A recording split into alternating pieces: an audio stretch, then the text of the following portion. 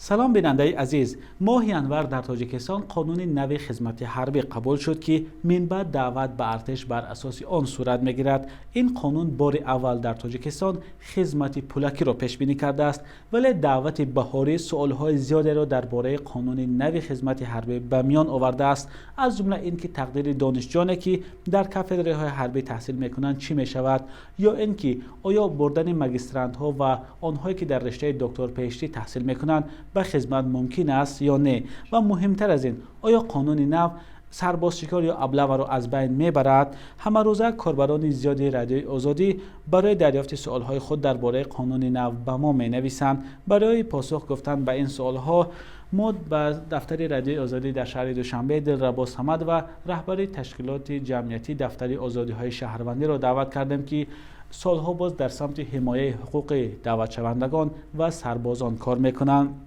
خانم صمد و خوش آمدید به برنامه مهمانی آزادی. لطفاً نخست میگفتید که قانون نو درباره خدمت حربی و عهده‌داری های حربی از قانون قبلی چه فرقیت های اساسی دارد؟ تشکر زیاد برای تکلیف.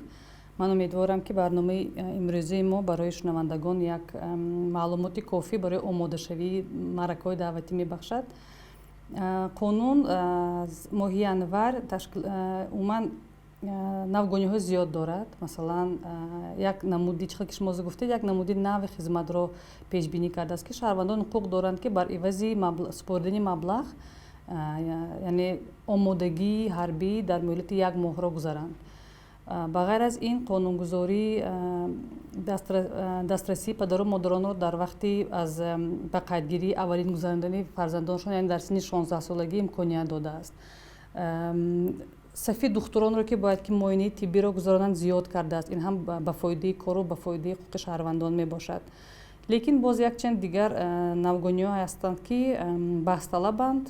имрӯз бисёр дар ҷомеа саволҳоро ба миён оварданд. мо мехостем ки нисбати инҳо гӯем. маслан даъвати магистрҳо ва доктор PhD, даъвати шахсоне ки дар кафедраи ҳарбӣ таҳсил карданду маслан маблағи донишро пардохтанд ва дигар масъалаҳое ки моз метавонем.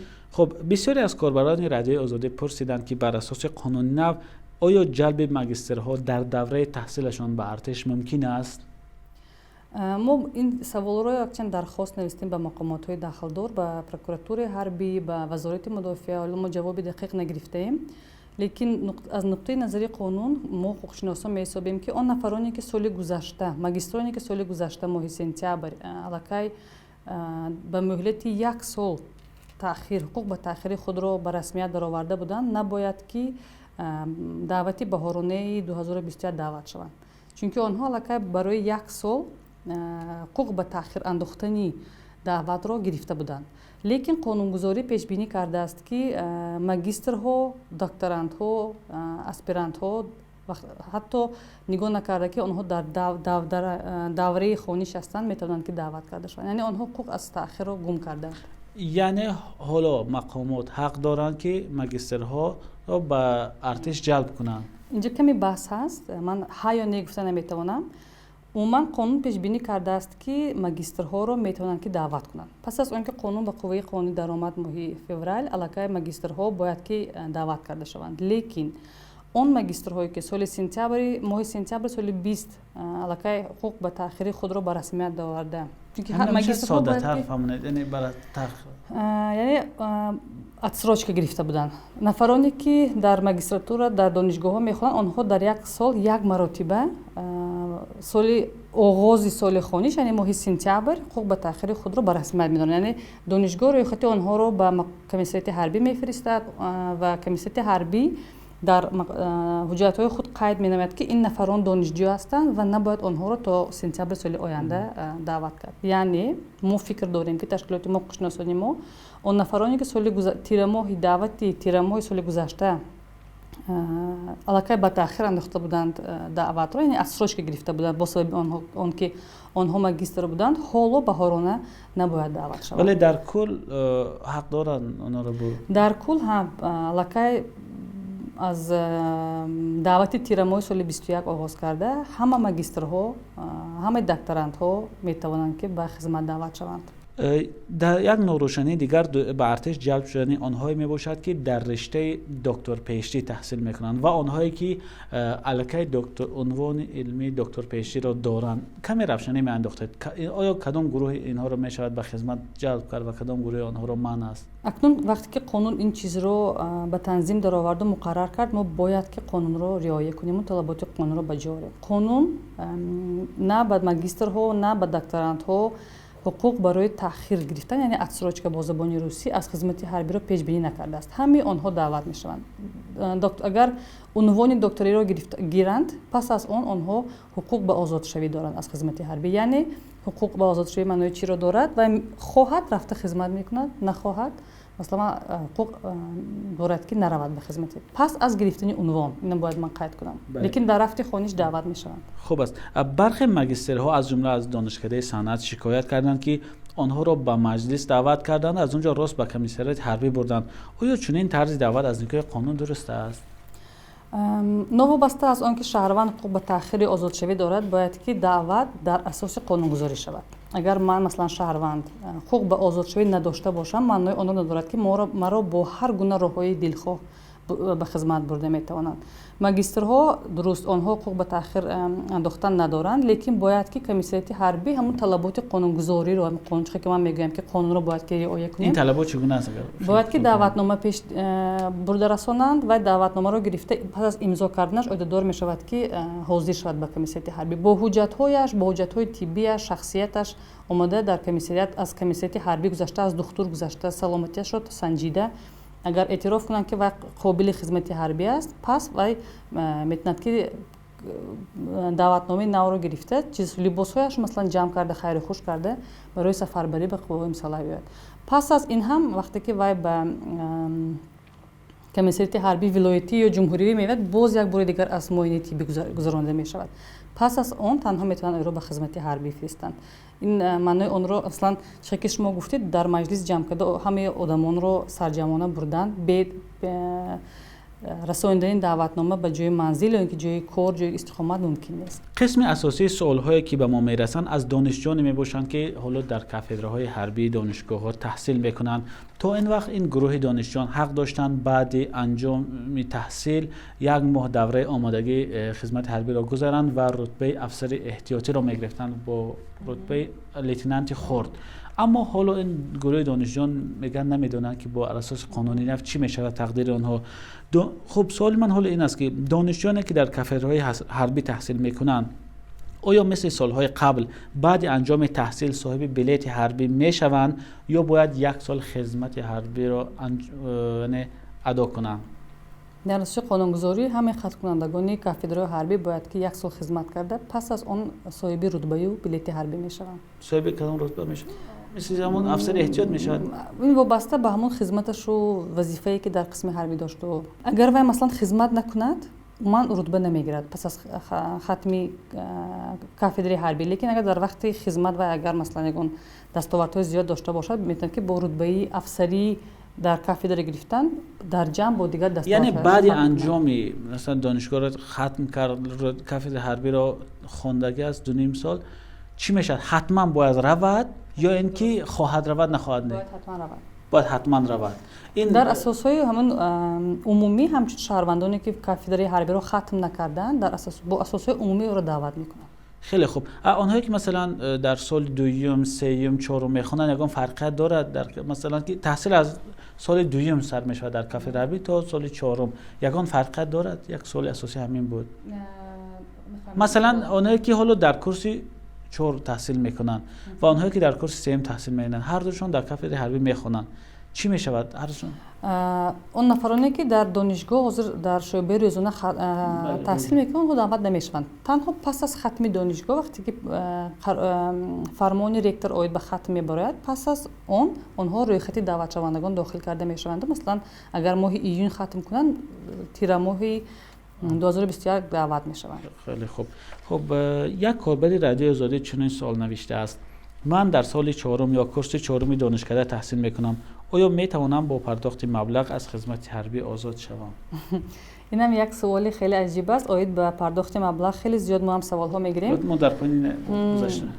در ҳоли дар қонунгузорӣ пешбинӣ карда шудааст ки тарзи даъвати шаҳрвандон ва миқдори ин маблағе ки метавонед спорида хизмати якмоҳа гузаред дар асоси қарори ҳукумат муқаррар карда мешавад, лекин то ҳол қарори ҳукумат қабул карда нашудааст ва ман наметавонам ки пешакӣ ягон равшанӣ андозам ё ягон машварат диҳам.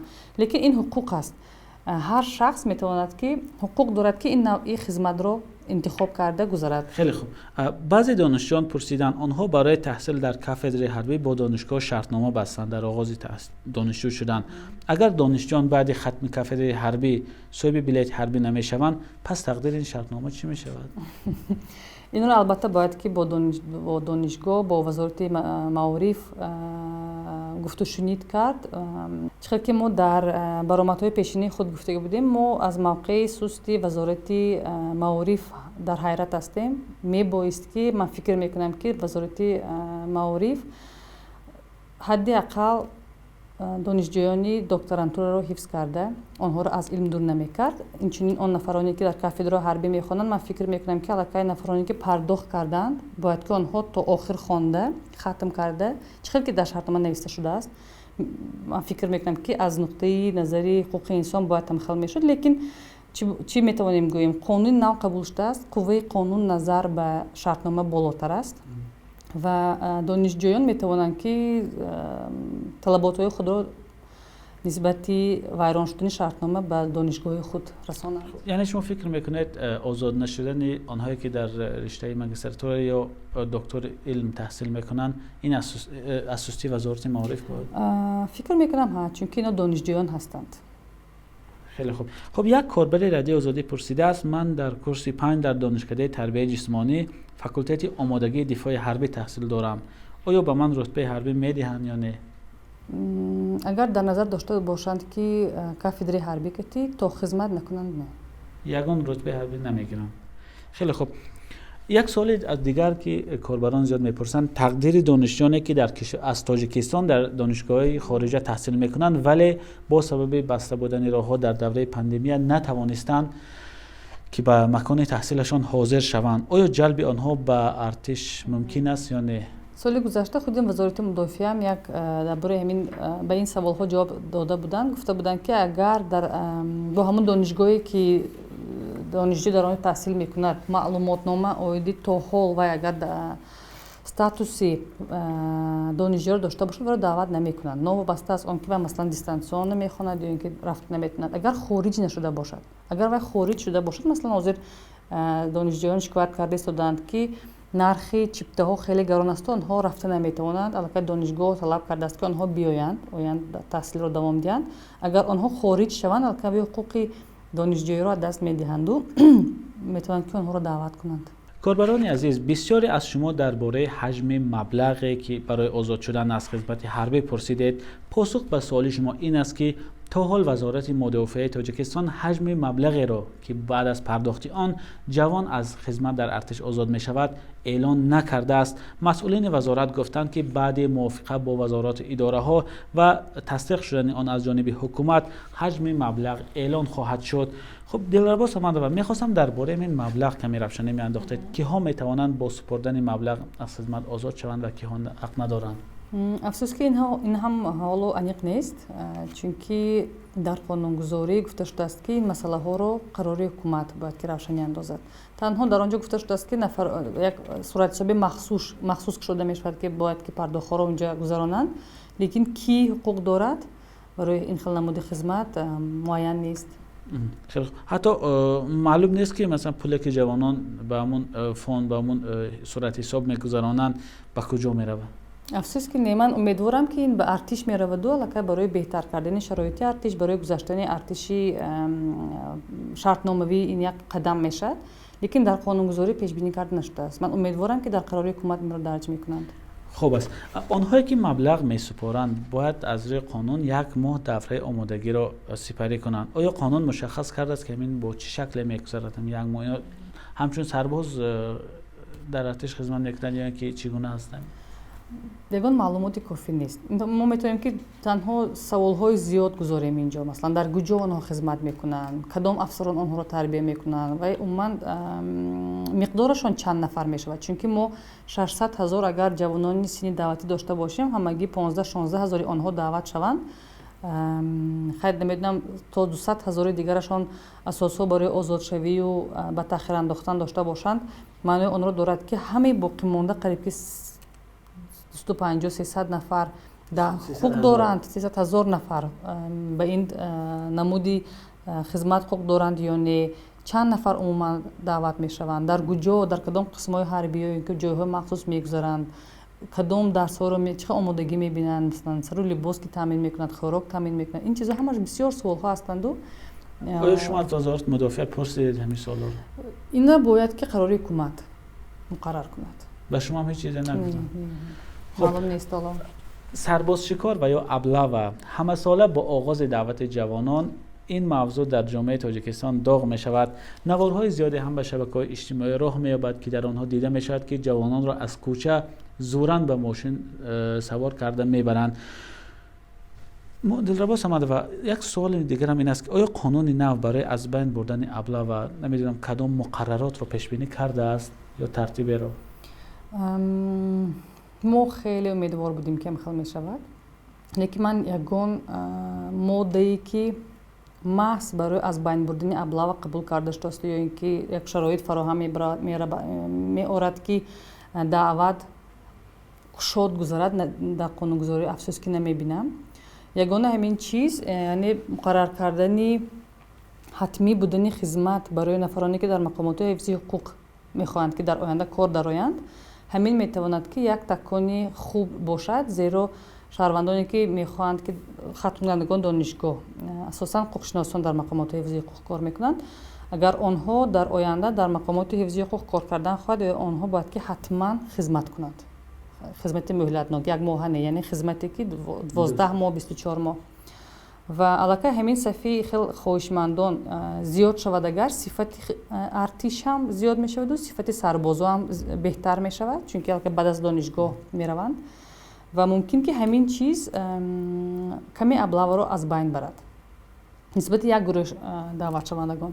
лекин ҳозир мо дида истодаем ки магистрҳоям онҳо аз даст додан ҳуқуқ ба таъхирро ва нисбати онҳо ҳам як намуди аблава. умуман аблава чист? Аблава ин иҳотагирӣ, аблава ин бо роҳи фиреб ё зӯроварӣ бурдани шаҳрвандон ба хизмати ҳарбӣ ва даъват кардани онҳо ба маҷлис, яъне маҷлис гуфта даъват карда, лекин дар асл онҳоро ба хизмати ҳарбӣ мебаранд. инро ҳам мо метавонем ки аблава гӯем бе риояи равиши даъват. барои ҳамин мо дида истодаем ки сафи аблавашавандагонро ҳоло магистрҳо ҳам пур карда истодаанд. хеле хуб. як суоли дигарам инҷо аз сухани шумо ба зеҳнам омад ки аз рӯи қонуни қаблӣ онҳо донишҷӯёне ки масалан дар донишгоҳҳои кафедри ҳарбӣ надошта таҳсил мекунанд, баъд аз анҷоми таҳсил 12 моҳ хизмат мекунанд дар артиш.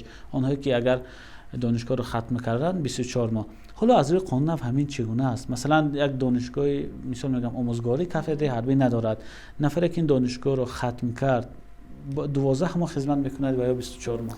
ҳамаи онҳое ки донишгоҳро хатм кардан онҳо 12 моҳ хизмат мекунанд. агар соҳиби маълумоти олӣ бошанд, аз нафароне ки дар кафедри ҳарбӣ таҳсил кардан фарқашон ҳамин аст ки нафароне ки дар кафедри ҳарбӣ хизмат кардан онҳо бо рутбаи баландтар хизмати ҳарбиро тамом мекунанд. дигар фарқият нест. ҳамаи онҳо 12 моҳ.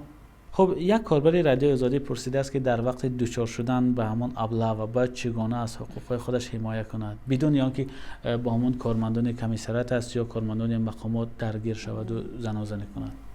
дуруст, ман ба камера нигоҳ карда мегӯям то ин ки даъватшавандагон ҳамин чизҳои нағз фаҳманд. хеле муҳим, саволи муҳим аст. бояд даъватшавандагон албатта талаботҳои қонунгузориро хуб донанд, мутолиа кунанд, аз ҳуқуқи худ бархурдор бошанд.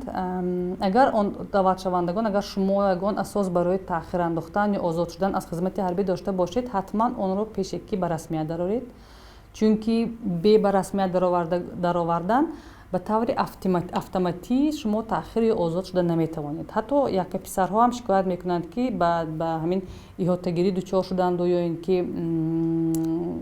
ба хонашон даъватнома омадааст. барои ин корҳо дар таҷриба нашудан. Ин ҳам ҷавобгарии даъватшавандагон аст, талаботи қонунро дониста риоя кардан. Барои ҳамин хуб агар ҳар як кас статуси худро дониста пешакӣ ба маъракаҳои даъватӣ омодагӣ бинад. агар рафтан хоҳад, албатта омодагӣ барои рафтан бинад. агар ҳуқуқ ба таъхири озодшавӣ бошад, ин ҳуқуқи худро ба расмият дорад.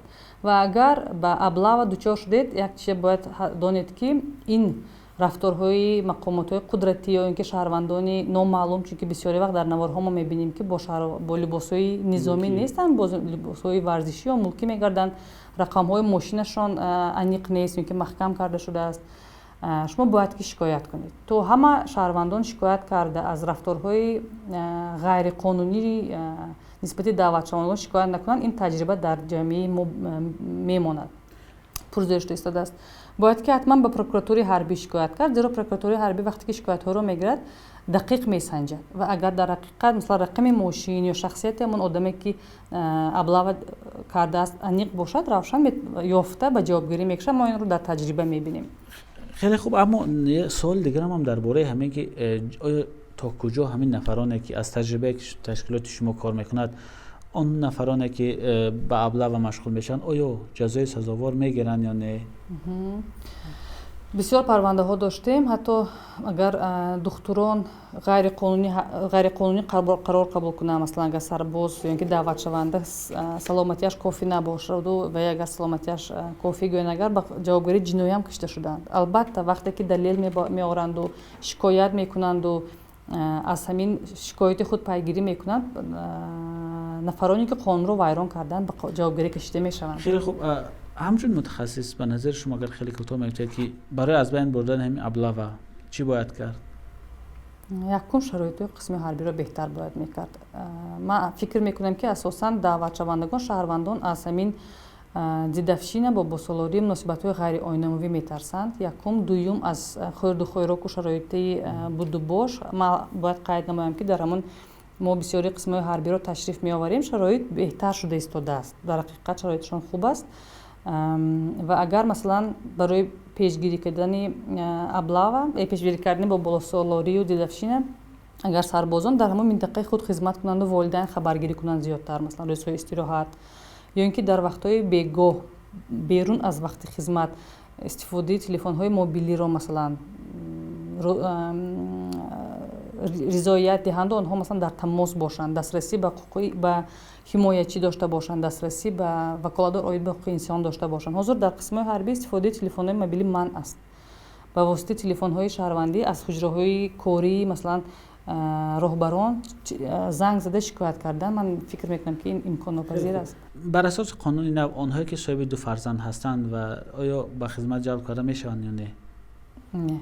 این پیش بینی در قانون پیشتر هم بود، در قانون حاضر هم هست که اگر صاحب دو فرزند باشند حقوق به تأخیر دارند. یک پسرها هم اینچنین آنها حقوق به تأخیر دارند. اگر خواهند رفته خدمت میکنند، نخواهند نه. در سالهای اخیر شکایت‌های زیادی بر رسانه‌ها راه یافت که مسئولین جماعت‌ها مثلا پدر و مادران را دعوت می‌کردند و آنها را در اداره‌های دولتی نگاه می‌داشتند تا فرزندانشون از روسیه یا از دیگر جا حتما حاضر شده به ارتش شوند، یا اینکه در بعضی جماعت‌ها مثلا مسجدهای محله را بسته طلب می‌کردند که اول جوانان محله به ارتش شوند، بعداً در این مسجد را می‌کشند.